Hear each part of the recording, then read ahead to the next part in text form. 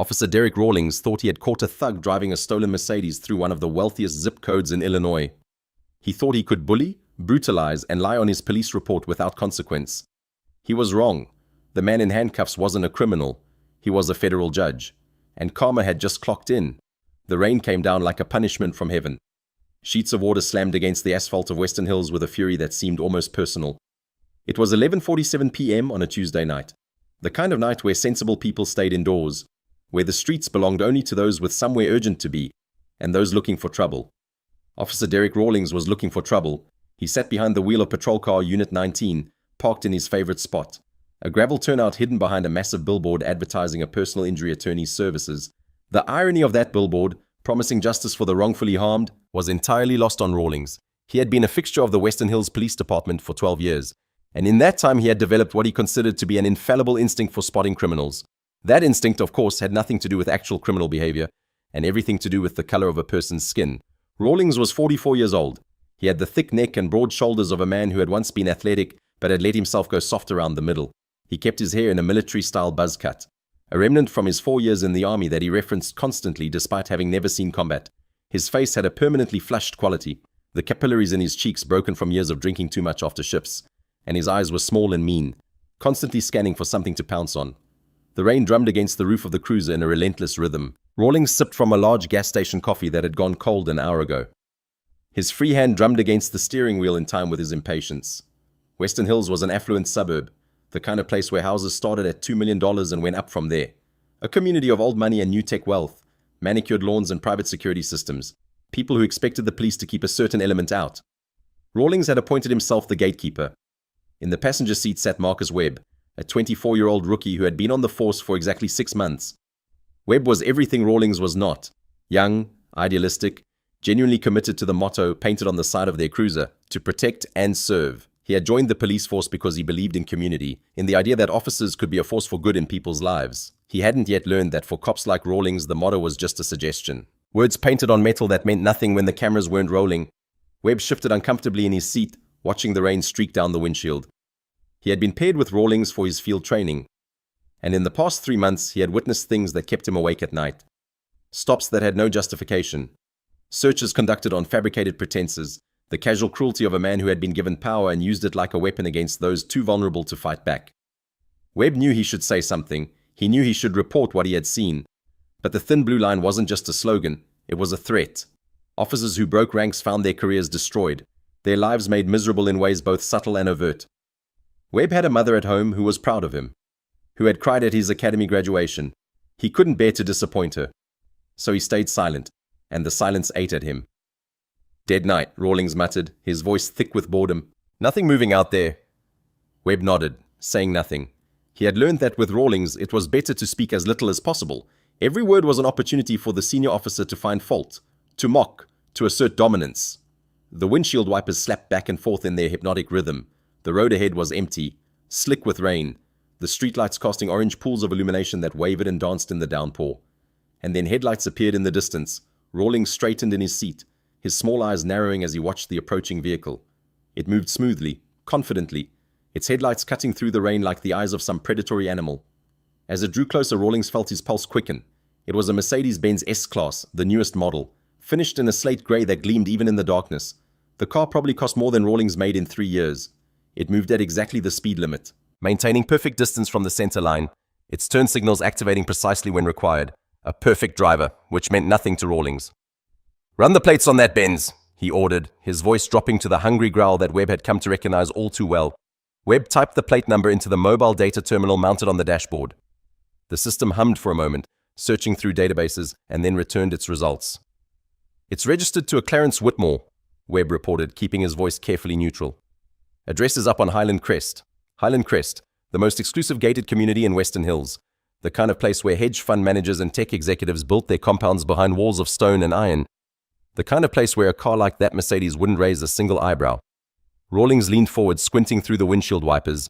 The Mercedes passed through the pool of light from a street lamp, and for just a moment, the interior was illuminated. The driver was visible in profile, a black man, perhaps in his late 50s, wearing what appeared to be a suit. That was all Rawlings needed to see. "You're right," he scoffed, a cruel smirk twisting his lips. A guy looking like that, driving a $150,000 car in Highland Crest at midnight? He shook his head, the smirk widening into something ugly. He either stole it or he's dealing. One or the other, no other explanation. Webb felt his stomach clench. The plates came back clean, Derek. No warrants, no flags, no stolen vehicle report, and he hasn't committed any traffic violations. He crossed the double yellow line back there, Rawlings interrupted, his hand already reaching for the switch that would activate the lights and sirens. Webb blinked. I didn't see him cross any line. Rawlings turned to look at him, and there was something cold and dangerous in those small eyes. Then you need to get your eyes checked, rookie, because I saw it clear as day. Before Webb could respond, Rawlings hit the switch. The red and blue lights exploded to life, their strobing colors violent against the rain-slicked street. Painting the darkness in alternating shades of emergency and authority, the Mercedes immediately activated its right turn signal, a gesture of compliance, of respect for the law, and began to pull smoothly toward the shoulder. Rawlings grinned. Gotcha. Webb said nothing. But deep in his gut, in the place where his idealism still clung to life by its fingernails, he knew that whatever was about to happen would be wrong. He just didn't know how wrong. Inside the Mercedes-Benz, Clarence Whitmore let out a long, slow breath. He had seen the lights in his rearview mirror, watched them flare to life with that familiar violent beauty, and felt something heavy settle in his chest. It was not fear, not exactly. It was something more complicated than that. It was exhaustion, resignation, the bone-deep weariness of a man who had spent 59 years navigating a world that constantly questioned his right to exist in the spaces he had earned.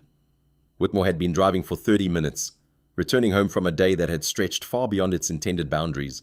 16 hours. He had spent 16 hours in his chambers, reviewing briefs and hearing arguments and making decisions that would affect people's lives in ways both profound and mundane. His eyes burned with fatigue. His lower back ached from sitting in his leather chair. His tie had been loosened hours ago, the knot pulled down to mid-chest, the top button of his shirt undone in a rare concession to physical comfort. He was 5 minutes from his bed, 5 minutes from pulling into the driveway of the house he had worked 30 years to afford, 5 minutes from the quiet darkness of his master bedroom and the Egyptian cotton sheets that awaited him. But first this, always, eventually, this. Whitmore pulled the Mercedes onto the shoulder with practiced smoothness. He knew exactly what to do. He had known the drill his entire life, had been taught it by his mother when he was barely old enough to drive, had practiced it in front of mirrors and in his mind until it was second nature. He activated the interior dome lights so the officers could see clearly inside the vehicle.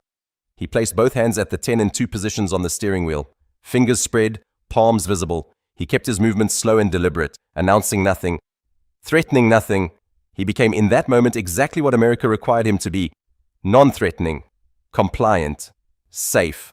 The rain continued to hammer against the roof of the car, a relentless percussion that seemed to mock the absurdity of the situation. Whitmore watched in his side mirror as the patrol car door opened and a figure emerged, a large man, moving with the swagger of someone who believed the world belonged to him. Whitmore sighed again. He had been born in 1965, in a cramped 2-bedroom apartment on the south side of Chicago. His mother, Loretta, had worked 3 jobs to keep food on the table, cleaning houses in the wealthy North Shore suburbs during the day, taking in laundry in the evenings, working as a hotel maid on weekends when she could get the shifts.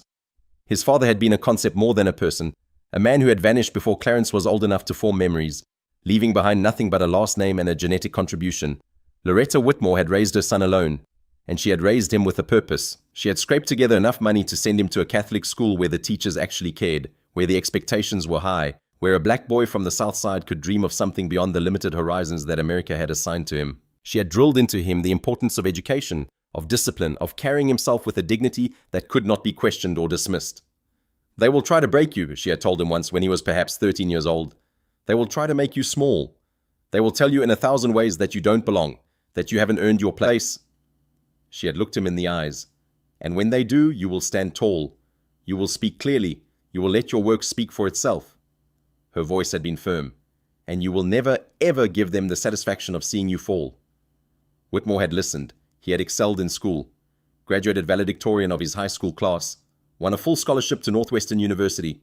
From there, he had gone to Harvard Law School, where he had graduated near the top of his class despite working part-time jobs to send money home to his mother. He had clerked for a 7th Circuit judge, worked as a federal prosecutor for 15 years, built a reputation as a brilliant and fair legal mind. And then 14 years ago, he had received the phone call that changed his life. The President of the United States wanted to nominate him for a federal judgeship. Clarence Whitmore had stood in his modest apartment in Chicago, the phone pressed to his ear, and felt tears streaming down his face. He had called his mother immediately afterward, And she had cried too. Cried for the little boy she had raised alone. For the man he had become. For the dream that had been achieved against all odds. Loretta Whitmore had died 3 years later. But she had lived long enough to see her son take the oath of office, to watch him ascend to the federal bench, to know that her sacrifices had not been in vain. Whitmore thought of her now, as he sat in his expensive car on the side of the road, hands on the wheel, waiting for an officer who had already decided he was guilty of something. He thought of her strength, her dignity, her refusal to let the world break her. He would need that strength now. The officer was approaching, his silhouette distorted by the rain streaming down the side window. Whitmore could already tell, from the aggressive stride, from the hand resting on the weapon at his hip, that this was not going to be a routine interaction. This was going to be something else entirely. Whitmore had a choice to make. He could announce his position immediately. He could inform this officer in no uncertain terms that he was addressing a sitting federal judge, that any further escalation would be the mistake of a lifetime. He could invoke the power of his position like a shield, like a force field that would repel the aggression he could already feel radiating from the approaching figure. But something stopped him. A thought occurred to him. A cold, hard thought that cut through his exhaustion and settled in his mind with uncomfortable clarity. If this officer was willing to pull over a black man driving a Mercedes in an affluent neighborhood at midnight with no traffic violation, no probable cause, nothing but the color of the driver's skin to justify the stop, what was he doing to the people who couldn't fight back? What was he doing to the teenagers in the poorer neighborhoods? To the single mothers just trying to get home from late shifts? To the elderly men who didn't have Harvard degrees and federal badges to protect them? Whitmore had spent his career in the law. He understood the power of evidence. He understood that the most damning thing you could do to expose wrongdoing was to let the wrongdoer damn himself. He made his decision. He would not reveal his identity. He would comply completely, fully, without resistance. He would let this officer do exactly what he intended to do, document every moment with his impeccable memory. And then he would bring the full weight of the federal government down on this department like the wrath of God. A knock on the window, sharp, aggressive. The barrel of a maglite flashlight rapping against the glass with an authority that assumed compliance. Whitmore rolled the window down halfway. Let the documentation begin. Officer Derek Rawlings had not always been a predator. There had been a time, long ago, when he had joined the police force with something resembling idealism. He had been 22 years old, fresh from a 4-year stint in the army that had left him with a sense of purpose but no direction. The police academy had seemed like a natural transition, structure, discipline, a mission to protect and serve. But the years had changed him. His personnel file, if anyone had cared to examine it closely, told a story that the department preferred to ignore. 19 formal complaints of excessive force over 12 years. At least a dozen more incidents that had been quietly resolved with settlements and non-disclosure agreements. The paperwork buried so deep that only the most determined investigator would ever find it. Pattern after pattern of behavior that should have ended his career 100 times over. And yet here he was, still wearing the badge, still carrying the gun, still prowling the streets of Western Hills like a wolf among sheep. The union had protected him. That was the simple explanation, and it was true as far as it went. Frank Castellano, the president of the local police union, had a philosophy that he expressed to every new member. We protect our own no matter what. The public doesn't understand the pressures we face, the split-second decisions we have to make. When they come for one of us, they come for all of us. Under this philosophy, complaints were contested, evidence was questioned, victims were discredited, and officers like Rawlings were allowed to continue their careers unimpeded, their misconduct buried under mountains of legal technicalities and procedural objections. But the union protection only explained how Rawlings had survived. It didn't explain how he had become what he was. That transformation had happened gradually, so slowly that Rawlings himself hadn't noticed it. He had started his career believing in the mission. But somewhere along the way, the mission had gotten lost. The citizens he was supposed to protect had become obstacles. The laws he was supposed to enforce had become suggestions. The badge on his chest had transformed from a symbol of public service into something else entirely, a crown. That was how Rawlings thought of it now. He was the king of his domain, the arbiter of justice in his territory, answerable to no one except the vague and easily manipulated oversight of his department. The people who lived in his patrol area existed at his discretion. They drove on his streets, walked on his sidewalks, breathed his air, and if he decided they didn't belong, if his gut told him they were criminals regardless of what the evidence said, then he had the authority to remove them. He had developed his own code, his own language that the other dirty cops in the department understood. Code 8 was the magic phrase, a claim that he smelled marijuana emanating from a vehicle, an unprovable assertion that granted instant probable cause to search, to detain, to escalate. It didn't matter if the vehicle actually contained marijuana. It didn't matter if the driver had never touched drugs in their life. Once the words were spoken, they became their own justification. a key that unlocked the door to whatever Rawlings wanted to do. And what Rawlings wanted to do, more often than not, was assert his dominance. He kept what he called drop bags in his patrol vehicle. Small plastic baggies containing residue of controlled substances. Planted evidence to be discovered during searches that otherwise came up clean. He had never had to use them against anyone with the resources to fight back. His victims were always the same. Poor, minority, defenseless. People the system was designed to fail. Captain Reginald Morrison, the commanding officer of the Western Hills Police Department, had suspected for years that something was wrong with Rawlings. He had reviewed the complaint patterns, noticed the disparities in who Rawlings stopped and how those stops escalated. But every time Morrison had tried to build a case, the union had intervened. Witnesses recanted, evidence disappeared, technicalities multiplied, the system protected its own. Morrison had tried to warn Rawlings once in a private meeting behind closed doors. "You're playing a dangerous game," he had said. "Sooner or later, you're going to pull over the wrong person. Someone with resources, someone who can fight back. And when that happens, there won't be anything I can do to help you." Rawlings had laughed. "Captain, I've been doing this job for over a decade. I know who belongs in this neighborhood and who doesn't. I've never been wrong yet." Now, walking through the rain toward the Mercedes, Rawlings felt the familiar surge of power that accompanied every stop. His hand rested comfortably on his weapon. His eyes were fixed on the silhouette behind the wheel. His mind had already made its judgment. This man was a criminal. Rawlings didn't need evidence to know this. He didn't need probable cause or reasonable suspicion or any of the legal frameworks that were supposed to constrain his authority. He had his instincts, and his instincts had told him everything he needed to know in the split second that the Mercedes had passed through the streetlight. A black man, an expensive car, Highland Crest, midnight. The math didn't add up, therefore criminal. Rawlings reached the driver's side window and rapped sharply on the glass with his maglite. The window rolled down halfway.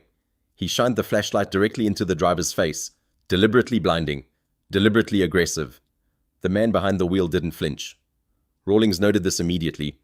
Most people, when confronted with an aggressive officer, showed some sign of fear, a tremor in the hands, a quickening of breath, a deferential shift in posture. But this man sat completely still, his hands visible on the steering wheel, his expression calm and composed. That calm infuriated Rawlings more than defiance would have. "License, registration, and proof of insurance," Rawlings barked, not bothering with a greeting or an explanation for the stop. He wanted to establish dominance immediately, to let this man know who was in control. "Good evening, officer," the man said. His voice was deep and resonant, the kind of voice that filled a room without trying. It was a voice used to commanding attention, used to being heard, and it was entirely devoid of fear. "May I ask why I was pulled over?" the man continued. Rawlings felt his jaw tighten. The question itself was innocent enough, but the way it was asked, calm, measured, confident, it challenged his authority in a way he couldn't quite articulate. "I don't answer questions, pal," Rawlings sneered. "I ask them. Now hand over the papers before I decide to make this difficult for you." The man nodded once slowly. "I am reaching into my breast pocket to retrieve my wallet," he announced, his movements deliberate and visible. He pulled out a leather wallet, extracted his driver's license, then reached toward the glove compartment, again announcing his movements, and produced the vehicle registration. He handed both through the window. Rawlings snatched them from his hand and examined them in the beam of his flashlight. The driver's license confirmed what the computer had already told him. Clarence Whitmore, age 59, address on Highland Crest. "Clarence Whitmore," Rawlings read aloud, making the name sound like an accusation. "This your car, Clarence?" "The registration you are holding indicates that it is," the man replied. His voice remained perfectly level. Rawlings hated that voice. He hated the educated diction, the precise enunciation, the complete absence of deference. This man spoke like someone used to being respected, and that simply wouldn't do. "Where are you coming from?" Rawlings demanded, leaning closer to the window. "Work. Work?" Rawlings let out a harsh laugh, making sure his contempt was audible. "What kind of work lets you afford a car like this, you moving weight?" For the first time, something changed in the man's expression, a slight tightening of the jaw. But when he spoke, his voice remained measured. "I am an attorney, officer, and unless you have a reasonable, articulable suspicion that I have committed a crime, I would like my license back so I can go home." Attorney. The word usually made cops pause, gave them reason to reconsider their approach. An attorney meant legal knowledge. An attorney meant potential complaints filed with proper terminology. An attorney meant trouble, but to Rawlings it was just another challenge. Another man who thought his credentials made him untouchable. Rawlings was about to teach him otherwise. "Step out of the car," Rawlings ordered. "On what grounds?" The man asked. "Because I smell marijuana coming from the vehicle." It was the lie, the magic words, the key that unlocked everything. The man's eyes met Rawlings directly, and something in that gaze made Rawlings uncomfortable. There was no fear there, no panic, just a calm, assessing intelligence that seemed to be recording everything. "That is factually impossible," the man said. "I do not smoke marijuana. No one has ever smoked marijuana in this vehicle, and I suspect you know that." Rawlings felt his face flush with anger. No one talked back to him. No one called him a liar, even by implication. "Step out of the car now," Rawlings yelled, his hand dropping to the butt of his service weapon, "or I will drag you out." Behind him, barely visible through the rain, his rookie partner Marcus Webb was watching. And across the street, invisible in the darkness, a porch light flickered on. The rain continued its assault on the night. And Derek Rawlings felt himself entering that familiar space. That place where his authority was absolute. Where the law was whatever he decided it was. Where the man before him existed only at his sufferance. Webb stood by the passenger side of the Mercedes, his hand resting uncertainly on his belt. He had watched Rawlings operate enough times to know what was coming. The aggressive posture, the fabricated probable cause. The escalation that always seemed to spin out of control. This time felt different, though. This time there was something in the detained man's eyes that made Webb deeply uneasy. It wasn't the usual fear or anger or desperate bravado that he had come to expect. It was something colder than that. Something that looked almost like patience. Like the man was waiting for something. Rawlings shined his flashlight directly into Whitmore's eyes again. A deliberate act of discomfort that he had perfected over years of practice. "I said step out of the car. Don't make me ask you again." "You have not asked me," Whitmore replied calmly. "You have ordered me. There is a difference, but I will comply." He reached slowly toward the door handle, announcing his movements as he had done throughout the encounter. "I am now opening the door. I am stepping out of the vehicle. My hands will remain visible at all times." Whitmore emerged from the Mercedes. Rawlings immediately noted his height. The man was tall, at least 6'2", and he carried himself with an upright posture that seemed almost regal. His suit, despite the late hour, still looked expensive. Charcoal grey, perfectly tailored. The tie was loosened, but even that small concession to comfort looked deliberate rather than sloppy. This was a man who knew exactly who he was. Rawlings hated him for it. "Hands on the vehicle," Rawlings commanded. "Feet apart. Don't move." Whitmore complied, placing his palms flat against the rain-slicked surface of his Mercedes. Water ran down his suit jacket, soaking the expensive fabric. He said nothing. Rawlings stepped closer, his presence designed to intimidate. "You got a smart mouth, you know that. All you had to do was cooperate, show a little respect for the badge." "I have shown you nothing but cooperation, officer," Whitmore replied.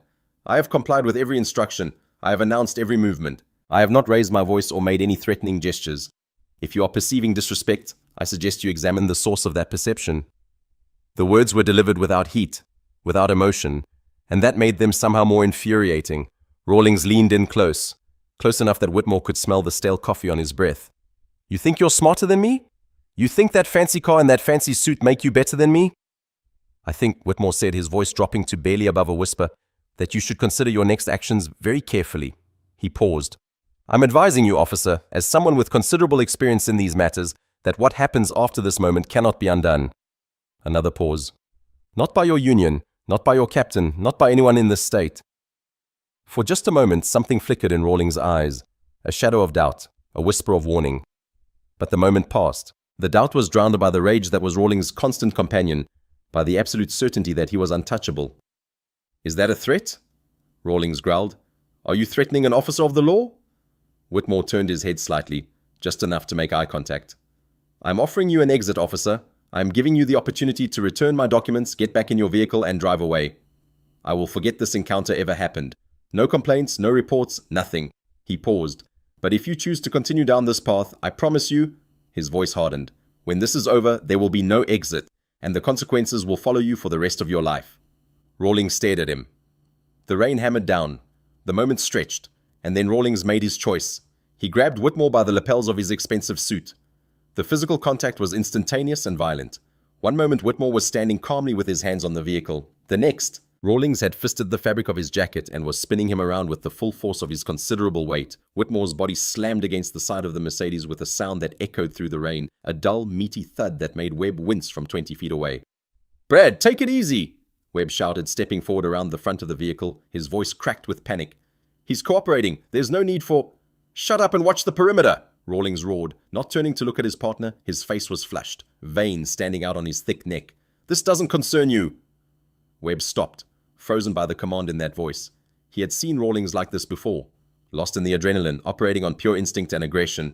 Trying to intervene now would only make things worse, would only escalate the situation further, or so he told himself.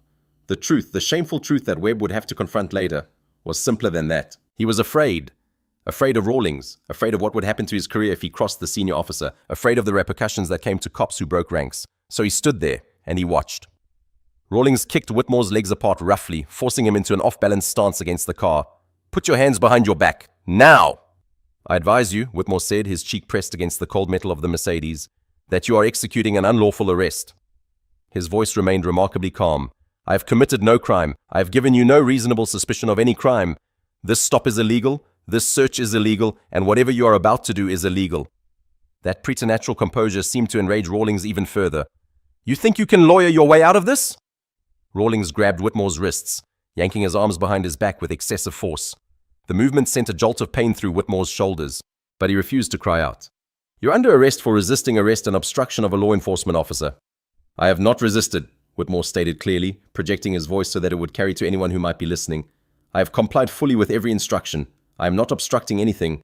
For the record, I am standing calmly while being subjected to excessive force for no lawful reason."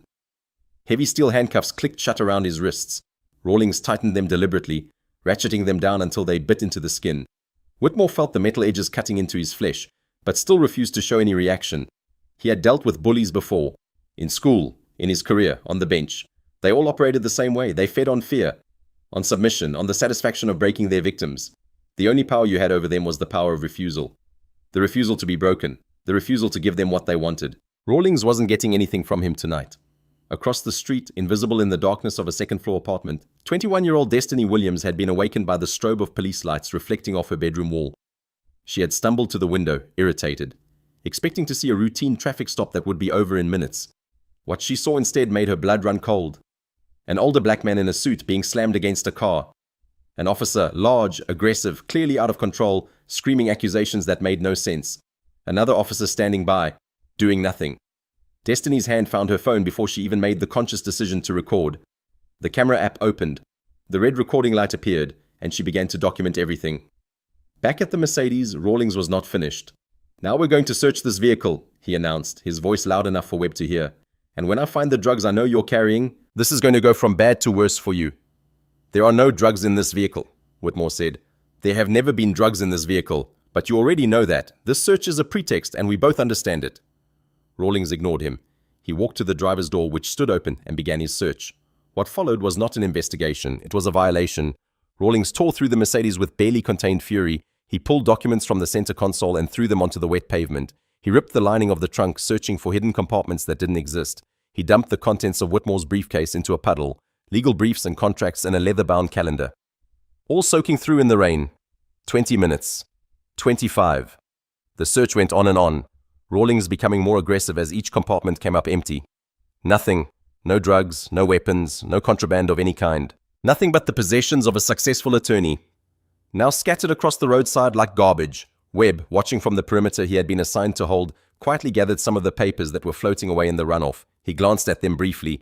Legal correspondence, court documents, something with an official-looking letterhead. But he was too focused on his partner to really process what he was seeing. Rawlings emerged from the Mercedes empty-handed, his fury now at a boiling point. He had been so certain, so absolutely convinced that this man was dirty, and he had found nothing. But Derek Rawlings was not the kind of man who admitted mistakes. "Where is it?" he demanded, stomping back to where Whitmore stood cuffed against the car. "Where did you hide it? Did you swallow it? Is it up inside you somewhere?" "There is nothing to hide," Whitmore replied. "I'm exactly what I appear to be, a law-abiding citizen who was driving home from work. The only crime being committed here tonight is yours." Rawlings' face contorted. The accusation, delivered with that same maddening calm, pushed him over an edge he had been teetering on all night. "We'll see about that," he snarled. "We'll see what you're hiding when we get you to the hospital for an examination. We'll see how smug you are when they put you in a gown and start—" "Derek!" Webb's voice cut through the rain. There was something different in his tone now, something approaching actual authority. Rawlings spun around. "What?" "People are watching." Rawlings looked. Across the street a porch light had come on. An elderly man in a bathrobe stood on his steps, squinting through the rain. Next to him, barely visible in the doorway, a woman was holding what looked like a phone. And further down the block, a car had pulled to the side of the road. A rideshare vehicle from the looks of it. The driver was standing outside, his own phone raised and recording. For the first time that night, a flicker of uncertainty crossed Rawlings' face, but only for a moment. "Let them watch," he growled. They're witnessing law enforcement in action, nothing more. He turned back to Whitmore and made his decision. You're under arrest for resisting arrest and obstruction of justice. You have the right to remain silent. Anything you say can and will be used against you in a court of law. As Rawlings read the Miranda warning, a formality he had never truly respected, a third witness was settling into position. The rideshare driver, a man named Victor Okonkwo, had stopped his vehicle when he saw what looked like a rough arrest in progress. He had no personal stake in this situation. He didn't know the man being arrested or the officers conducting the arrest. But Victor had grown up in Nigeria, in a country where police brutality was common and accountability was rare. He had come to America believing in the promise of justice, of fairness, of a system that protected the rights of individuals against the power of the state. What he was witnessing looked nothing like that promise. So he recorded, and he would keep recording until the very end. The Mercedes was towed away at 12:23 a.m. Whitmore watched it go, his face impassive, his wrists still bound behind his back in handcuffs that were cutting off his circulation. The car represented more than just expensive machinery to him. It represented 30 years of work, 30 years of sacrifice, 30 years of proving over and over again that a black man from the south side of Chicago could achieve anything, could earn anything, could belong anywhere. And now it was being dragged away on a flatbed, like evidence of a crime that had never been committed. Rawlings approached him, a triumphant smirk on his rain-soaked face. Time to take a ride, counselor. Let's see how that fancy law degree helps you in a holding cell.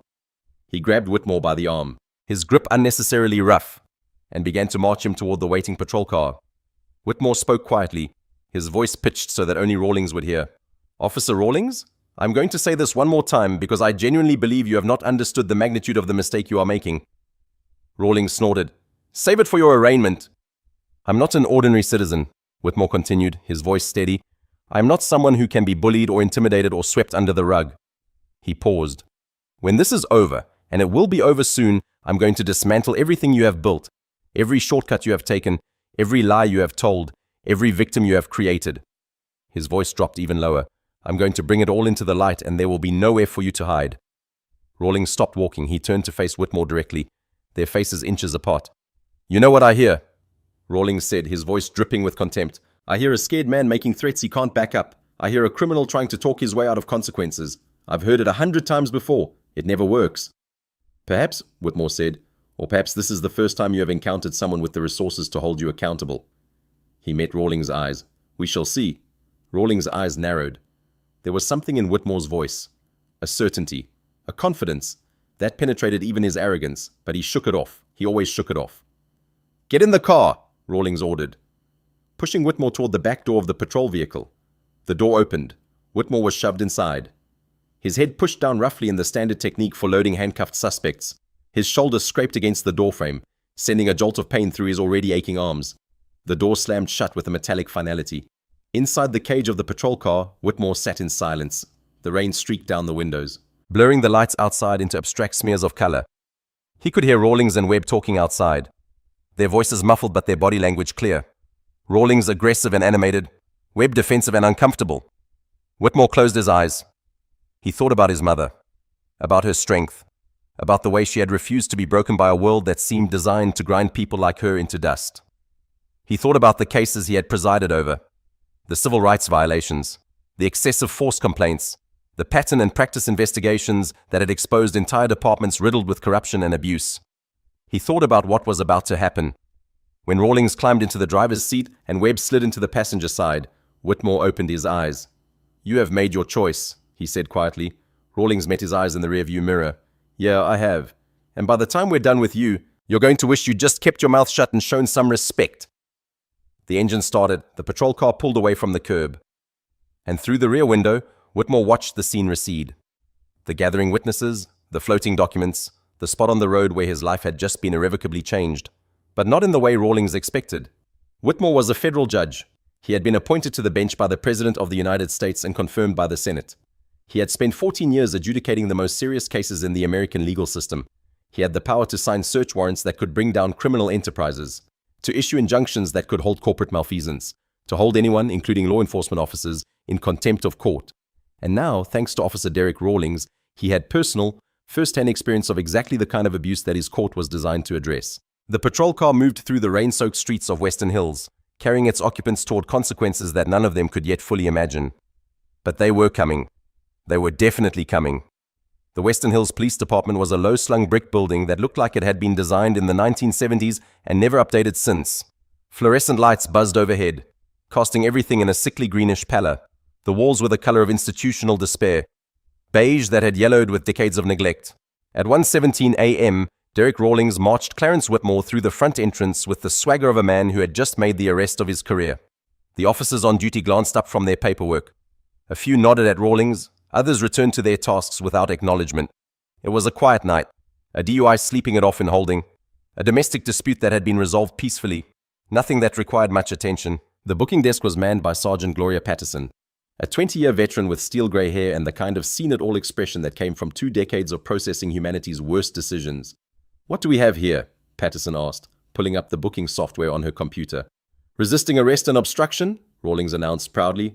"Pulled him over in Highland Crest, high-end Mercedes. He got lippy, refused to cooperate, and I had to subdue him." Patterson looked at the man in handcuffs. She noted the tailored suit, now soaked and disheveled.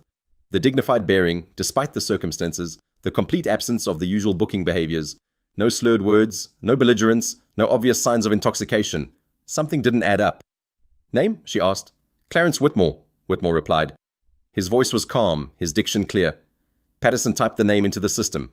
"Date of birth?" "March 15th, 1965. "Address?" 1247 Highland Crest Drive, Highland Crest, the most exclusive community in Western Hills. Patterson's fingers hesitated over the keyboard. "Occupation?" she asked. Whitmore met her eyes. "I am an attorney." Behind him, Rawlings snorted. "Sure you are. An attorney driving around at midnight in a car that costs more than most people's houses. An attorney who can't follow simple instructions from a police officer." Patterson ignored him. There was something about this man, something in the way he carried himself, something in the quiet patience of his gaze, that triggered warning bells in her mind. She entered the name into the federal database. The search took about 3 seconds. When the results populated, Patterson felt the blood drain from her face. A flag, red and urgent, the kind of flag she had never seen before in 20 years of booking arrests. She stared at the screen, read the words twice to make sure she understood them, then read them a 3rd time. Because surely there had to be some mistake. There was no mistake. "I need to make a phone call," she said, standing abruptly from her desk. Rawlings frowned. "What? Why? I've got the paperwork right here." "Stay here," Patterson interrupted. "Don't process him, don't fingerprint him, don't do anything." She walked quickly toward Captain Morrison's office, her sensible shoes clicking against the linoleum with increasing urgency. Rawlings watched her go, confusion and annoyance warring on his face. What the hell is her problem? Whitmore said nothing, but for the first time that night, the ghost of a smile flickered at the corner of his mouth. It was beginning. Captain Reginald Morrison was not supposed to be at the precinct at 1:30 in the morning. He was supposed to be at home, asleep in his bed, dreaming whatever dreams a 45-year-old police captain dreamed. But Sergeant Patterson's phone call had yanked him out of that sleep with a message that made no sense. "You need to come in, now. Don't ask questions, just come." Morrison had been a cop for 23 years. He had learned to trust his instincts and the instincts of his officers. Patterson was not an alarmist. If she said he needed to come in, he needed to come in. He arrived at the precinct at 1:47 a.m., his shirt untucked, his badge clipped hastily to his belt. Patterson met him at the door to his office, her face the color of old concrete. "Tell me," Morrison said. Patterson led him inside, closed the door and pulled up the booking database on his computer. "Rawlings made an arrest tonight," she said. "Traffic stop in Highland Crest. Claims the subject was resisting and obstructing." Morrison rubbed his eyes. "And?" "I ran the name through the federal database." She turned the monitor so Morrison could see the screen. For a long moment, Morrison simply stared. His brain refused to process what his eyes were telling him. The words on the screen seemed to rearrange themselves, to morph into something that couldn't possibly be real. Then the reality hit him. He sat down heavily in his chair. "That's not possible," he breathed. "That's not... Rawlings didn't..." "He did." Patterson's voice was barely above a whisper. "Derek Rawlings arrested a sitting federal judge." Morrison closed his eyes. In his mind's eye, he saw his career. 23 years of service, of dedication, of working his way up through the ranks, crumbling into ash. He saw the lawsuits, the investigations, the newspaper headlines, the congressional hearings. He saw everything falling apart. "Where is he now?" Morrison asked. "The judge. Where is he?"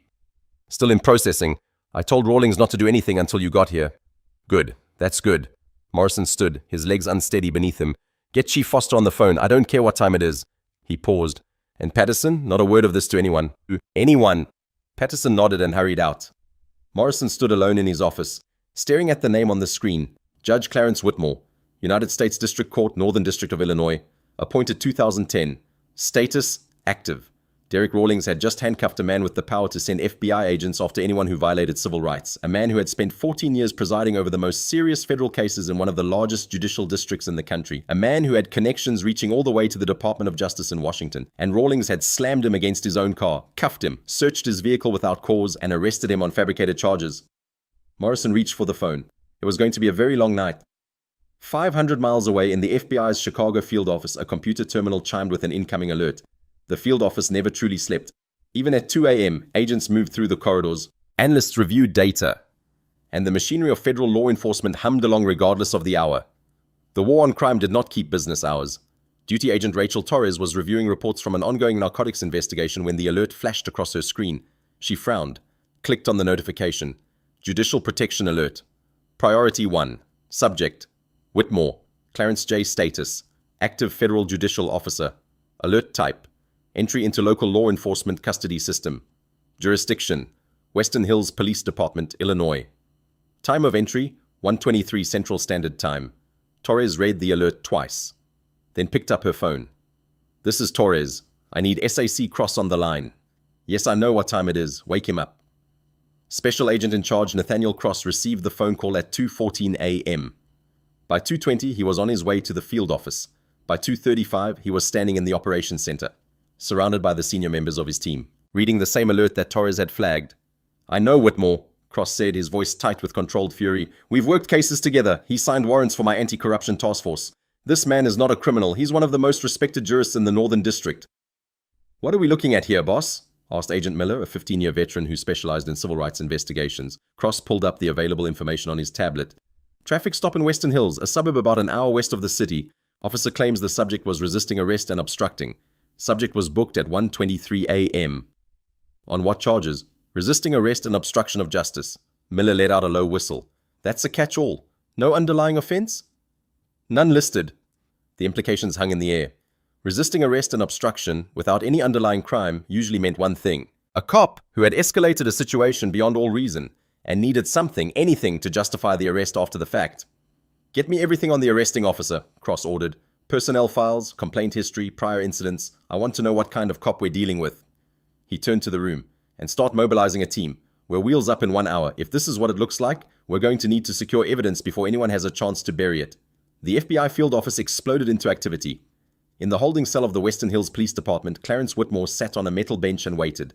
The cell was small, 8 feet by 6 feet. Concrete walls painted the same institutional beige as the rest of the building. A toilet sat in the corner, unscreened. A single fluorescent light buzzed overhead. The smell was a mixture of industrial cleaner and human desperation. Whitmore had presided over trials that sent men to places far worse than this. He had sentenced drug kingpins to federal penitentiaries, ordered white-collar criminals to forfeit their fortunes, watched defendants weep as they were led away in chains to spend decades behind bars.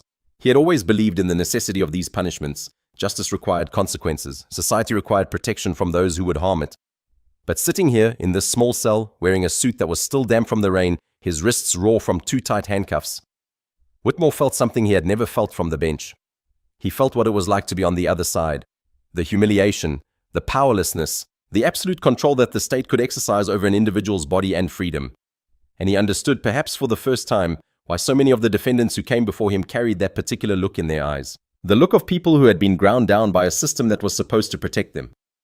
The difference, of course, was that Whitmore was innocent. The charges against him were fabricated, the arrest unlawful, the entire encounter a violation of his constitutional rights. But how many others sitting in cells like this one were also innocent? How many had been swept up by officers like Rawlings, processed through a system that was supposed to demand proof but too often settled for accusations? Whitmore made a decision. When this was over, when the inevitable consequences had finished unfolding, he was not simply going to return to his courtroom and his comfortable life. He was going to use every ounce of his judicial authority to ensure that what had happened to him could never happen to anyone else. Derek Rawlings had wanted to break him. Instead, Rawlings had radicalized him. A knock on the cell door interrupted his thoughts. The viewing slot slid open, and a pair of eyes appeared. Eyes he didn't recognize. Judge Whitmore? Whitmore stood, approaching the door. Yes? I'm Captain Morrison. I'm the commanding officer of this precinct. The man paused, seemingly unable to find the words. I need you to know that I'm aware of who you are, and I am deeply, profoundly sorry for what has happened here tonight. Are you releasing me, Captain? A longer pause. The FBI is on their way. They've asked that we maintain the status quo until they arrive. It's a matter of evidence preservation. Chain of custody. I'm told that your release will be handled by federal authorities. Whitmore nodded slowly. I see. And Officer Rawlings? He's been suspended pending investigation. Not arrested? Morrison's silence was answer enough.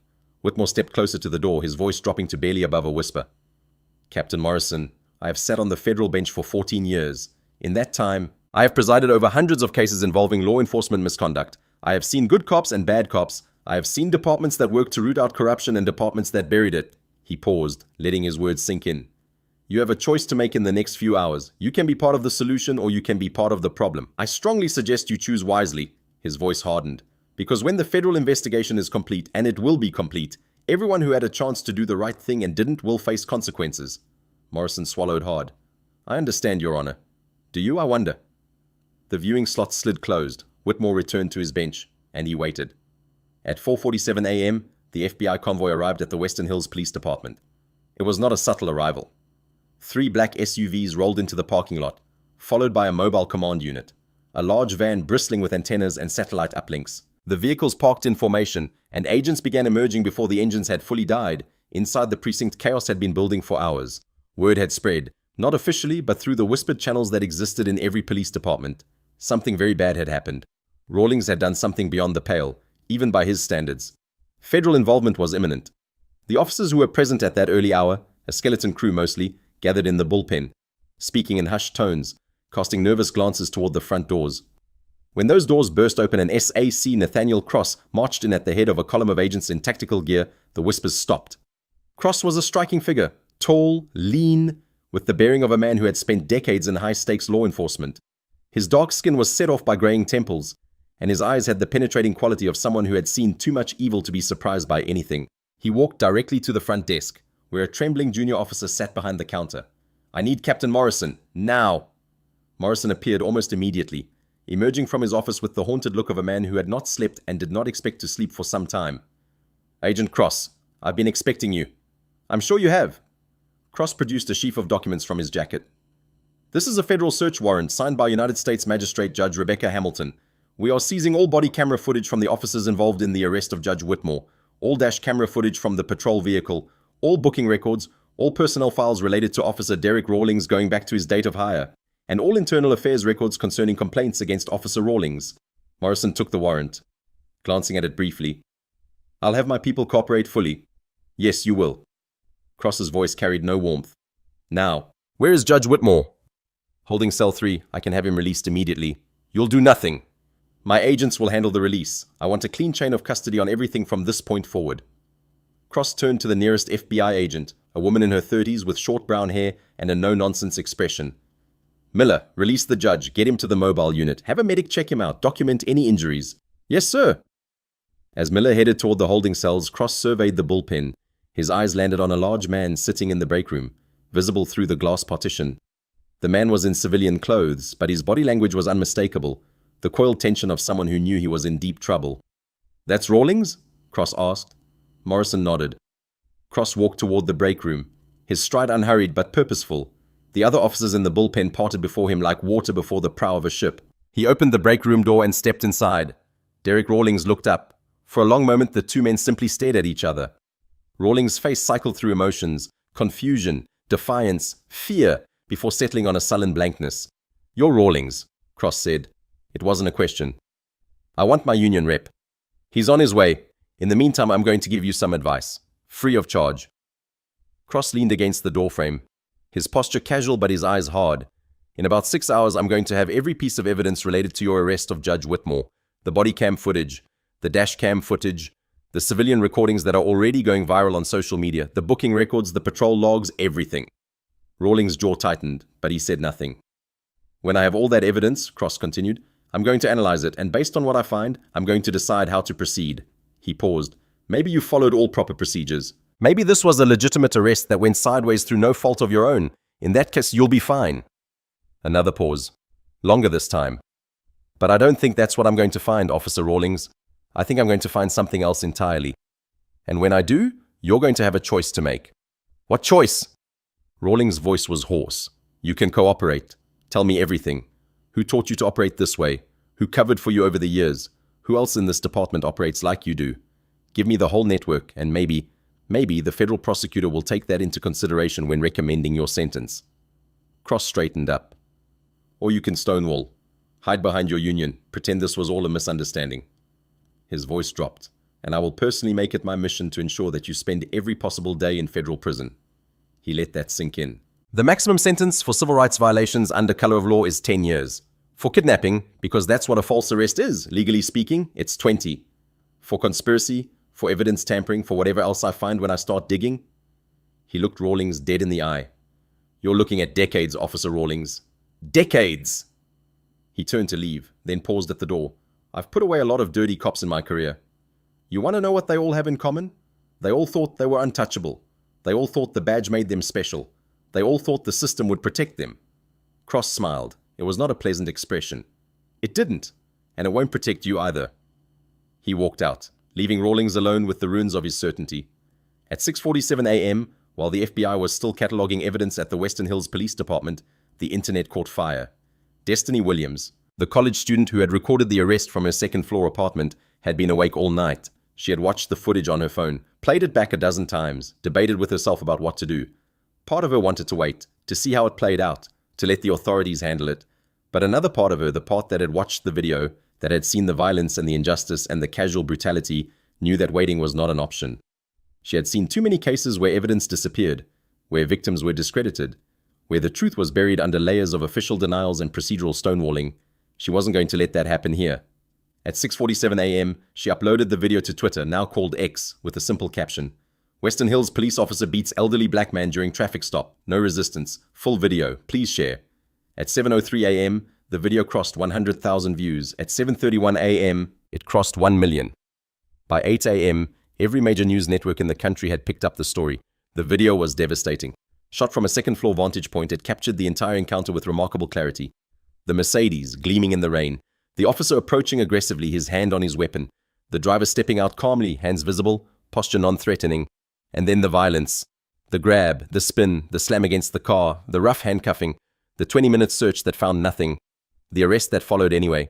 And throughout it all, the driver's calm voice, audible even from across the street, explaining clearly that he was cooperating, that he was not resisting, that the arrest was unlawful. Comments flooded in from around the country, from around the world. This is how they treat a man in a suit driving a nice car. Imagine what they do when no one is watching. I've been stopped like this. They never believe we belong. They never believe we earned it. This cop needs to be fired immediately, and then prosecuted.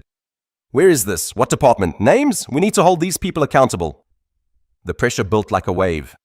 Social media activists, civil rights organizations, politicians looking for causes to champion, news producers looking for the story of the day.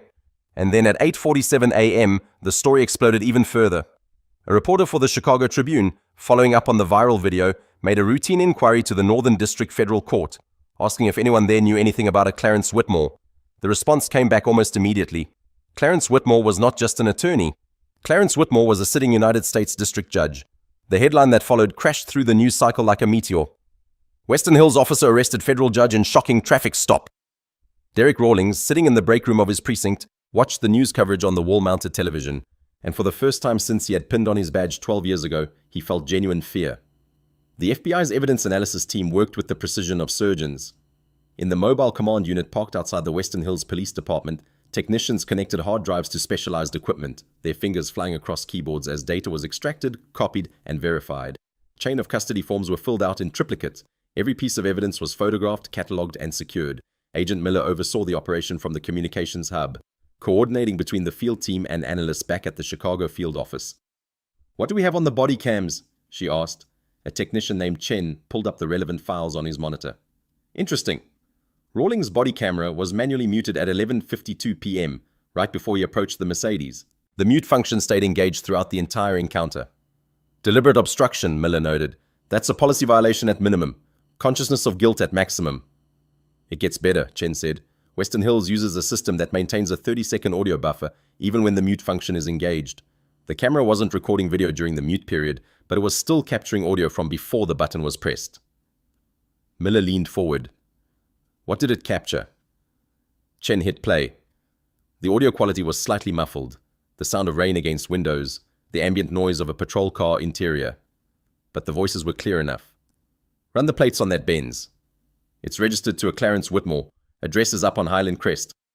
A pause. Then, yeah, right. A guy looking like that driving a $150,000 car in Highland Crest at midnight? He either stole it or he's dealing. I'm lighting him up. Brad, the plates came back clean.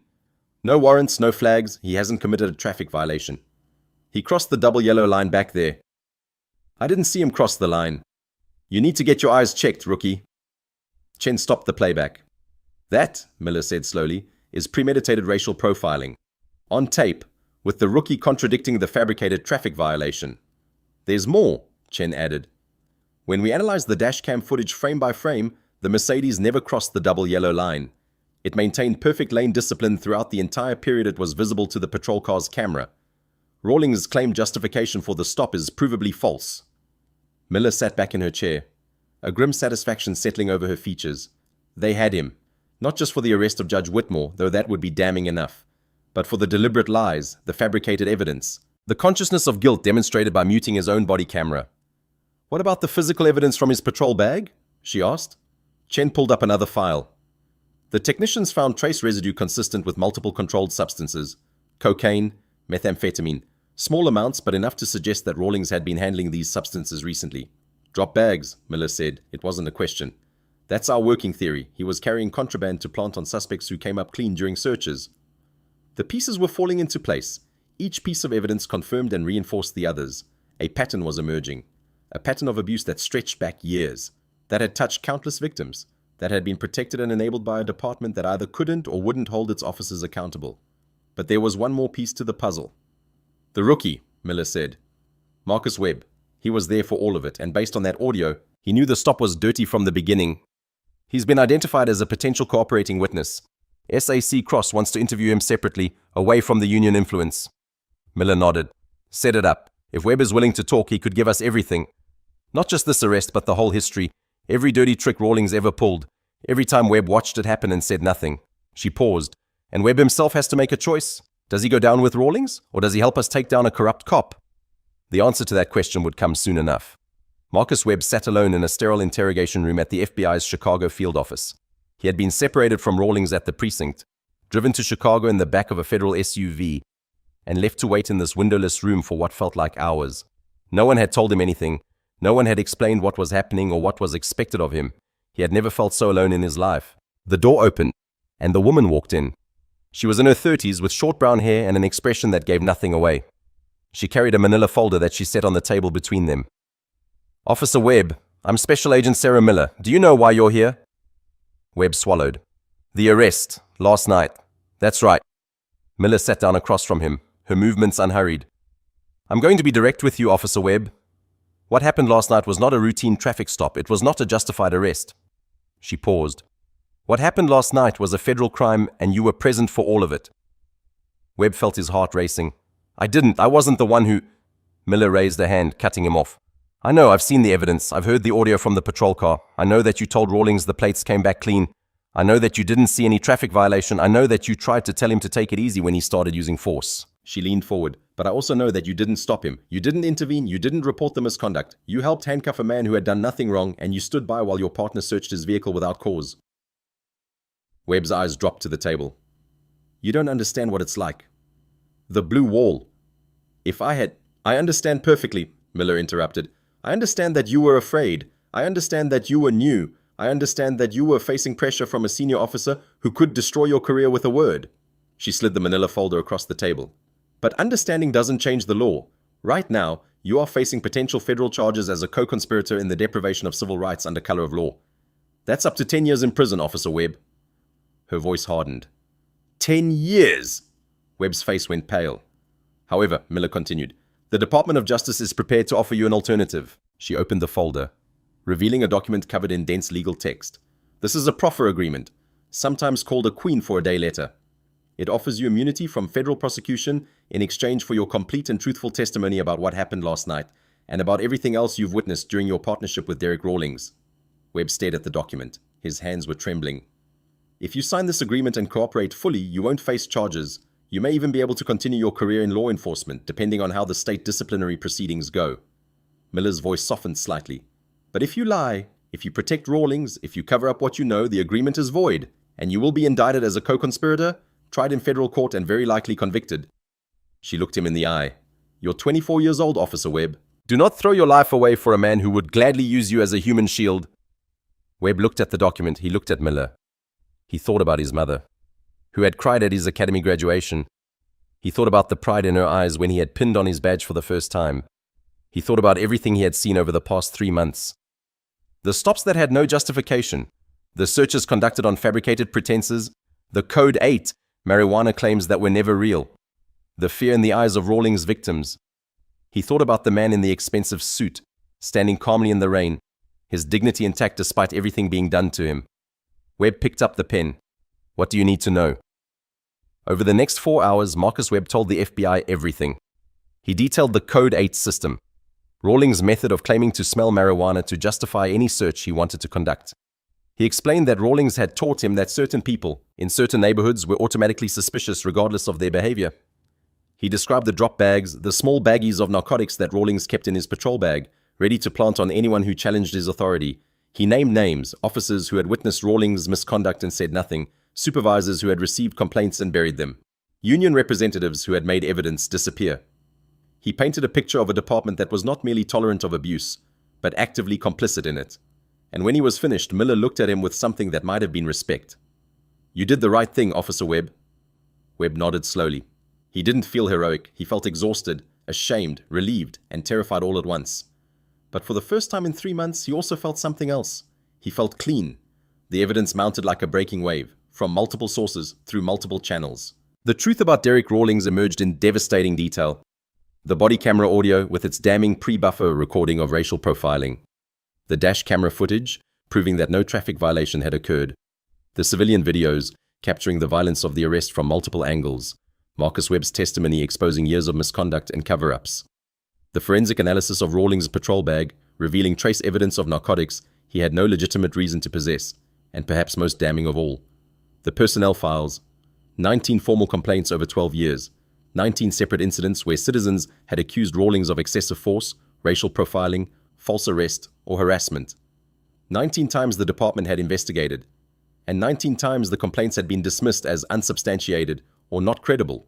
The pattern was undeniable. The internal affairs files told their own story.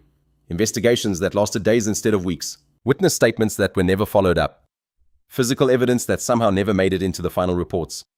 A paper trail of deliberate negligence, of a department that had chosen to protect one of its own rather than protect the public. SAC Cross convened his team in the Chicago field office conference room to review the findings. What we have here, he said, is not an isolated incident. What we have is a 12-year pattern of abuse, enabled by a department that failed at every level to hold this officer accountable. He pulled up a map on the large screen at the front of the room. Webb's testimony identifies at least 47 prior incidents where Rawlings used the Code 8 marijuana pretext to conduct illegal searches. We've been able to corroborate 31 of these through old dispatch records and patrol logs. Every single one involved a minority victim. Every single one occurred in affluent neighborhoods where the victim's presence was deemed suspicious based solely on their appearance. Agent Miller spoke up.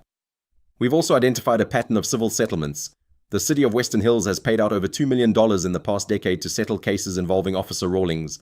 Settlements that included non-disclosure agreements and sealed court records. The victims couldn't talk about what had been done to them, and the city could pretend the problem didn't exist. Cross nodded grimly. The question now is, how far does this go? Is Rawlings a lone wolf or is he part of something larger? Webb's testimony suggests it's larger, Miller replied. He named at least 4 other officers who operated similarly, though perhaps not as aggressively, and he described a culture of cover-ups that extended to the supervisory level. Then we expand the investigation, Cross decided. I want a full pattern and practice review of the Western Hills Police Department. Everyone who signed off on those dismissed complaints. Everyone who participated in the cover-ups. Everyone who knew and said nothing. He paused, looking around the room at his assembled team. This started with one traffic stop. One officer who decided he had the right to brutalize a citizen based on the color of his skin. But it's not going to end there. We're going to follow this wherever it leads. And when we're done, the Western Hills Police Department is going to look very different than it does today. The team dispersed to their tasks. The investigation had only just begun. 3 days after his arrest, Judge Clarence Whitmore returned to the Western Hills Police Department. He came not as a prisoner this time, but as a witness. The FBI had requested his presence for the formal processing of evidence, a procedure that required the victim to review and confirm certain materials. It was routine. Bureaucratic. The kind of thing that could have been handled through written statements and video calls. But Whitmore had requested to appear in person. He wanted to see Derek Rawlings one more time. The precinct had changed in the 72 hours since his arrest. The atmosphere of casual arrogance had been replaced by something close to terror. Officers spoke in hushed tones. Supervisors jumped at shadows. Everyone knew that the FBI was watching, that every action was being scrutinized, that careers could end with a single misstep. Whitmore walked through the front doors at 10 a.m., accompanied by SAC Cross and 2 FBI agents. He was dressed immaculately, a dark blue suit, perfectly tailored, a crimson tie that seemed almost to glow against his white shirt. He had not tried to hide the fading bruises on his wrists where the handcuffs had cut into his skin. He wanted people to see. The officers in the bullpen stopped what they were doing. They watched him pass. Their expressions a mixture of shame, fear, and dawning comprehension. This was the man their colleague had arrested. This was the federal judge whose rights had been violated. This was the reason their department was being torn apart. Whitmore did not acknowledge them. He walked with the same calm dignity he had displayed on the night of his arrest. His carriage erect, his gaze focused straight ahead. He was led to a conference room where evidence was spread across a long table. Documents, photographs, printouts of video stills. SAC Cross explained each item, asking Whitmore to confirm details and provide context. But Whitmore's attention was elsewhere. Through the glass partition of the conference room, he could see into the bullpen. And standing near the far wall, flanked by 2 uniformed officers who seemed to be serving as minders, was Derek Rawlings. Rawlings was in civilian clothes, jeans and a polo shirt, the casual attire of a man who no longer had the right to wear a uniform. His face was pale, his eyes bloodshot, his posture deflated. He looked nothing like the swaggering predator who had slammed Whitmore against his Mercedes 3 nights ago. He looked like a man who had finally realized that his world was collapsing. "Excuse me for a moment," Whitmore said to Cross. He walked to the door of the conference room, opened it, and stepped into the bullpen. The ambient noise of the precinct died instantly. Every officer, every civilian employee, every FBI agent present turned to watch. Whitmore walked directly toward Rawlings. Rawlings' minders shifted nervously, but they made no move to interfere. They knew better than to get between a federal judge and the man who had violated his rights. Whitmore stopped 3 feet from Rawlings. For a long moment, neither man spoke. Rawlings' eyes darted around the room, looking for an escape, looking for support, looking for anything that might save him from this moment. He found nothing but staring faces and deafening silence. When Whitmore spoke, his voice was quiet, but it carried to every corner of the room. "Officer Rawlings, do you remember what I told you on the night you arrested me?" Rawlings' mouth opened. No sound came out. "I told you," Whitmore continued, "that what happened after that moment could not be undone. I told you that there would be no exit. I gave you every opportunity to walk away, to end the encounter, to return my documents and go about your business." He paused. "You chose not to listen. You chose to treat me as you had treated countless others before me, as someone whose rights did not matter, whose dignity could be violated with impunity, whose very presence in your territory was an offense to be punished." Whitmore's voice remained steady, almost conversational, but there was an edge to it now, a cold certainty that made the watching officers shift uncomfortably. "The difference between me and your other victims is not that I am more worthy of respect. It is that I have the resources to ensure that your actions have consequences, resources that your previous victims lacked, resources that you counted on them not having when you targeted them." He took a step closer. "I want you to understand something, Officer Rawlings. I'm not angry. Anger would suggest that what you did was personal, that it wounded me in some deep way. It did not." His voice dropped lower. "What you did was reveal your character.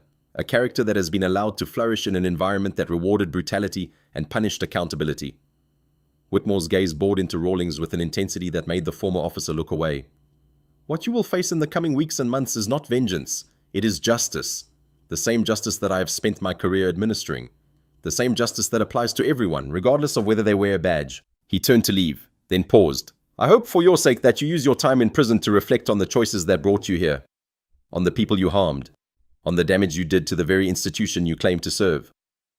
Whitmore walked back to the conference room, leaving Rawlings standing alone in the center of the silent bullpen. No one spoke. No one moved. And Derek Rawlings, for the first time in his adult life, had absolutely nothing to say. The arrest happened at dawn, 3 weeks after the traffic stop that had changed everything. At exactly 6 a.m. on a crisp October morning, an FBI tactical team descended on Derek Rawlings' modest suburban home with overwhelming force. A Bearcat armored vehicle crashed through the front gate, its massive weight crushing the carefully maintained lawn that Rawlings' wife had tended for years. Floodlights ignited the pre-dawn darkness, transforming night into harsh, artificial day. Armed agents in tactical gear surrounded the house from every direction, their weapons trained on doors and windows, their voices barking commands through megaphones. Derek Rawlings, FBI, come out with your hands visible. This is a federal warrant. You have 60 seconds to comply. Inside the house, Rawlings jolted awake from a fitful sleep. His wife, Carol, screamed as the floodlights blazed through their bedroom windows.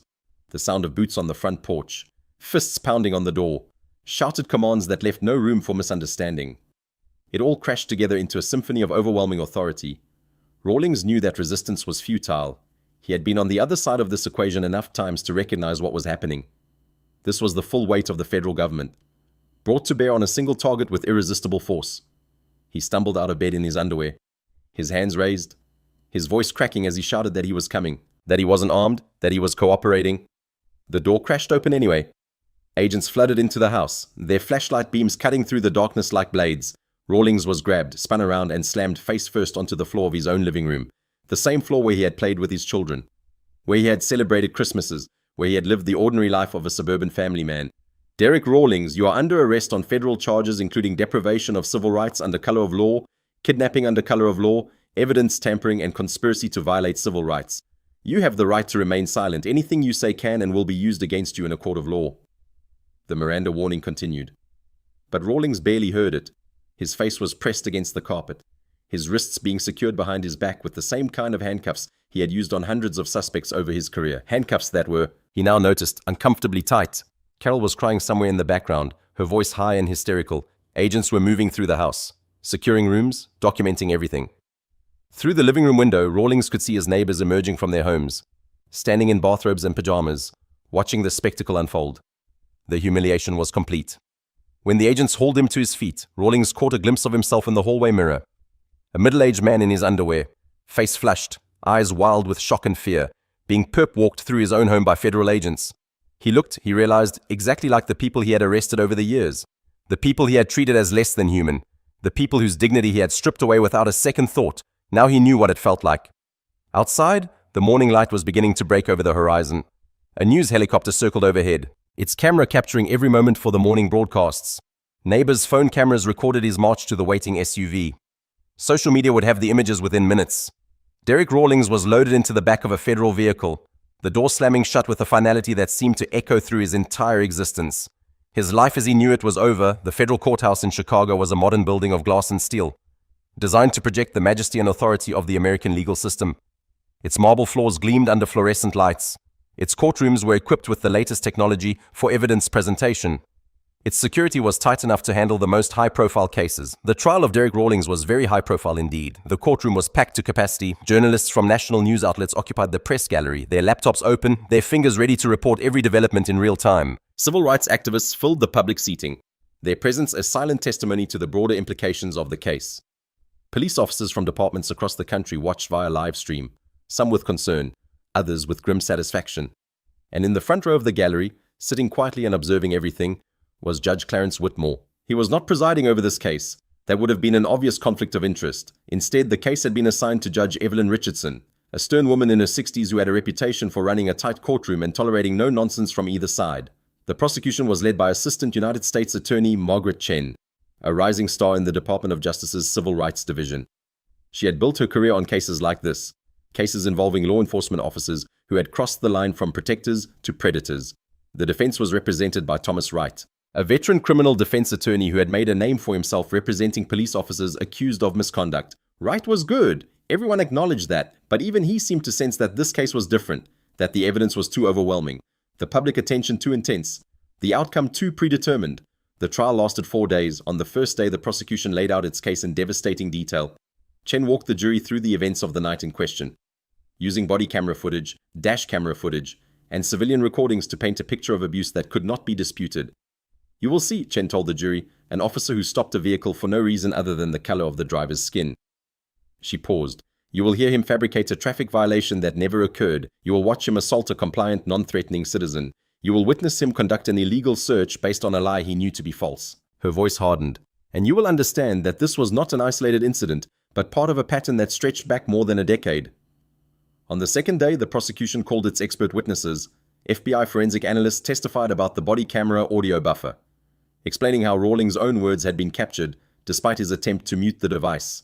Digital video experts authenticated the civilian recordings and demonstrated that the Mercedes had never crossed the double yellow line. On the third day, Marcus Webb took the stand. Webb had aged visibly in the weeks since the arrest. His face was thinner, his eyes haunted, but his voice was steady as he described what he had witnessed during his months partnering with Rawlings. He called it Code 8, Webb testified. It was his way of saying he smelled marijuana when he didn't. It gave him an excuse to search anyone he wanted, anytime he wanted. I heard him use it dozens of times. It was never real. Wright cross-examined Webb aggressively, trying to paint him as a disgruntled subordinate seeking to save himself. But the evidence corroborated everything Webb said. The internal affairs complaints, the settlement records, the pattern of stops that overwhelmingly targeted minority citizens. By the end of the third day, the defense was in tatters. On the fourth day, the prosecution called its final witness. Judge Clarence Whitmore took the stand with the quiet dignity that had defined his entire career. He wore a dark suit and spoke in measured tones, recounting the events of that rainy night with the precision of a man trained to analyze evidence. He described the stop, the aggressive approach, the fabricated marijuana claim, the physical violence, the handcuffs, the search, the arrest. And throughout his testimony, he never raised his voice, never showed anger, never displayed the righteous fury that anyone in his position would have been entitled to feel. He simply stated the facts. When Chen asked him what he had been thinking during the encounter, Whitmore paused for a long moment before answering. I was thinking about all the people who had been through the same experience I was going through, but who didn't have the resources to fight back. He paused. I was thinking about the teenagers stopped for no reason, the single mothers treated as criminals, the elderly men whose dignity was stripped away because they happened to be driving through the wrong neighborhood with the wrong skin color. He looked at the jury. I made a decision that night to let Officer Rawlings show exactly who he was. I cooperated fully. I did not resist in any way. I wanted to document through my own experience exactly what this officer was capable of doing to a compliant citizen. And why did you do that? Chen asked. Because, Whitmore said, I have spent 14 years on the federal bench. I have presided over hundreds of civil rights cases. And in every one of those cases, there were officers who claimed the victim had resisted, had been aggressive, had provoked the confrontation. His voice strengthened. I wanted to remove any possibility of that defense. I wanted the evidence to be unambiguous. He paused. And it was.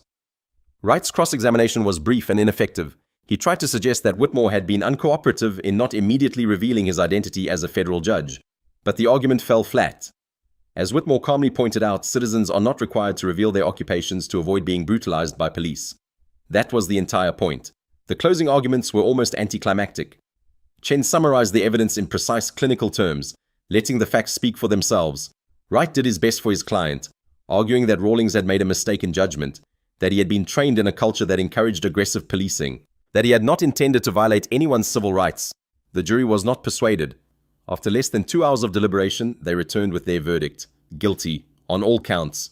Rawlings collapsed forward onto the defense table, his body shaking with sobs. The courtroom erupted in murmurs and exclamations. In the gallery, civil rights activists embraced each other with tears streaming down their faces. Judge Richardson banged her gavel for order. The defendant is remanded to custody pending sentencing, she announced. Bail is revoked. This court is adjourned. As marshals approached to take him away, Rawlings looked up one last time. His eyes found Whitmore in the gallery. The two men stared at each other for a long moment. Whitmore's expression was unchanged. Calm, dignified, utterly composed. He had nothing more to say. 2 weeks later, Derek Rawlings stood before Judge Richardson for sentencing. The courtroom was again packed. Though the atmosphere was different this time, the tension of the trial had been replaced by something else. A sense of finality, of closure, of justice about to be delivered. Rawlings had aged dramatically in the weeks since his conviction. His hair seemed grayer, his posture more stooped, his eyes carrying the hollow look of a man who had finally understood the magnitude of his downfall. His attorney had submitted letters attesting to his character. Letters from family members, from a few colleagues who had not abandoned him, from neighbors who remembered him as a good father and a friendly presence at neighborhood barbecues. None of it mattered. Judge Richardson reviewed the pre-sentencing report with her characteristic thoroughness. She noted the aggravating factors, the pattern of prior misconduct, the abuse of authority, the racial bias that had driven Rawlings' actions. She noted the absence of any genuine remorse, the attempts to blame the victim, the continued insistence that he had done nothing wrong. Mr. Rawlings, she said, please rise. Rawlings stood on unsteady legs. You have been convicted of deprivation of civil rights under color of law, kidnapping under color of law, evidence tampering, and conspiracy to violate civil rights. These are serious offenses. They represent a fundamental betrayal of the oath you took when you became a police officer. She paused. The evidence presented at trial revealed that your conduct on the night in question was not an aberration. It was the culmination of a 12-year pattern of abuse, enabled by a department that failed to hold you accountable and a system that protected you from the consequences of your actions. Richardson's voice hardened. You used your badge as a weapon. You treated citizens you were sworn to protect, as enemies to be subdued. You fabricated evidence. You lied on official reports. You destroyed the lives of people who had committed no crime other than existing in your presence while being the wrong color. She looked at Rawlings with an expression of cold contempt. The sentence of this court is as follows: 18 years in federal prison to be served without the possibility of parole, followed by 5 years of supervised release. You will also be permanently barred from serving in any law enforcement capacity for the remainder of your life. Rawlings swayed but did not fall. This sentence reflects the seriousness of your crimes and the need to send a clear message to law enforcement officers throughout this country. Her voice carried throughout the silent courtroom. The badge is not a license to abuse. The uniform is not a shield from accountability. When officers betray their oath, when they use their authority to harm the citizens they are sworn to protect, they will face the full consequences of the law. She banged her gavel. This court is adjourned. Marshals, take the defendant into custody. As Rawlings was led away in chains, he passed within feet of where Whitmore sat in the gallery. For a moment their eyes met. Whitmore said nothing. His expression was calm, almost serene. He simply watched as the man who had tried to destroy him was led away to face his punishment. Justice had been served. Derek Rawlings arrived at FCY Terre Haute 6 weeks after his sentencing. The Federal Correctional Institution was a medium security facility in Indiana, housing approximately 1,400 inmates. It was not the worst place in the federal prison system, but it was far from comfortable. Concrete and steel, razor wire and guard towers, the absolute regimentation of every moment, every movement, every aspect of daily life. For a man who had spent 12 years wielding absolute authority over others, it was a particular kind of hell. The intake process stripped away the last remnants of his former identity. His clothes were replaced with standard-issue prison khakis. His personal effects were catalogued and stored. He was photographed, fingerprinted, and assigned a number that would define his existence for the next 18 years. Name? The intake officer asked. Rawlings? Derek Rawlings. The officer looked up from his paperwork. Recognition flickered in his eyes. The cop, the one who arrested the judge. Rawlings said nothing. Word travels fast in here, the officer continued, his voice carefully neutral. You're going to want to keep your head down. Ex-cops don't do well in general population. Rawlings was assigned to a cell block far from the intake area. As he walked the corridor to his assigned cell, he felt eyes on him from every direction. Inmates stopped their conversations to watch him pass. Some glared with open hostility. Others smirked with anticipation. They knew who he was. They knew what he had done. And they knew that in here, in this place where power dynamics were determined by very different rules than the outside world, Derek Rawlings was nobody. His cellmate was a large man named Johnson, doing 15 years for armed robbery. Johnson looked Rawlings up and down when he entered the cell, taking in the soft hands, the bewildered expression, the obvious fear. So you're the cop, Johnson said. It was not a question. Rawlings nodded. Let me explain how things work in here, Johnson continued. Out there you had the badge. In here you've got nothing. You're less than nothing. Every man in this block either hates cops on principle or has someone on the outside who was hurt by one. He stepped closer, his bulk filling Rawlings' field of vision. You want to survive 18 years? Keep your mouth shut, stay out of people's way, and pray that nobody decides to make an example out of you. That first night, Rawlings lay on his thin mattress and stared at the concrete ceiling. He thought about the choices that had brought him here, the stops, the lies, the fabricated evidence, the countless victims whose names he had never bothered to learn. He thought about Judge Whitmore, standing calmly in the rain, warning him that what happened next could not be undone.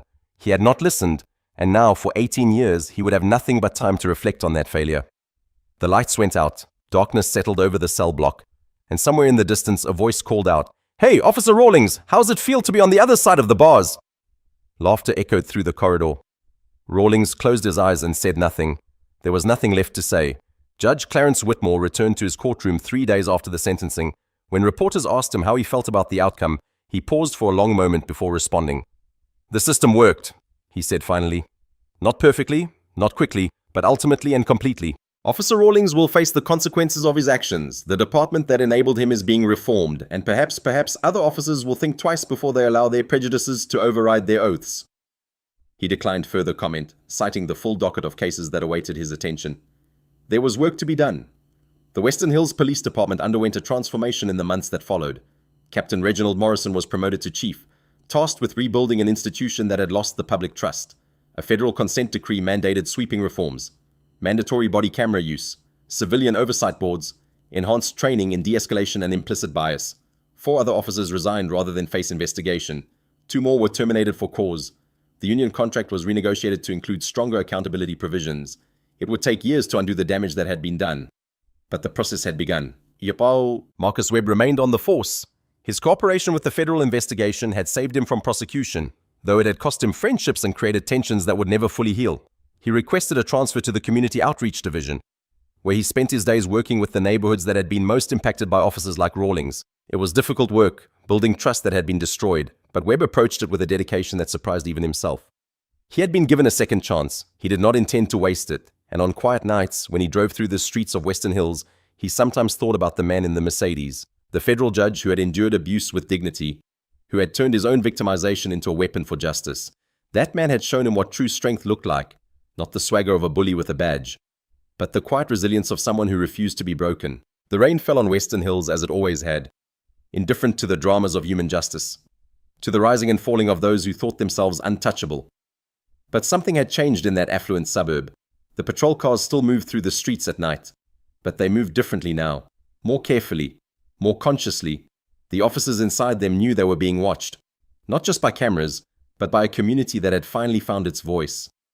And in a federal prison in Indiana, a man who had once believed himself to be above the law learned, day by day, what it meant to live beneath it. The badge that had once been his crown was gone forever. All that remained was the truth. The truth that power without accountability is not power at all. It is simply abuse waiting to be exposed. Derek Rawlings had 18 years to contemplate that truth, and Clarence Whitmore had a lifetime to ensure that others would never have to learn it the way he had. If this story resonated with you, if it reminded you that justice, though slow, can still prevail, we ask only this: subscribe to our channel, share it with someone who needs to hear that accountability is possible, and remember, the only thing necessary for abuse to continue is for good people to remain silent. Your voice matters. Use it.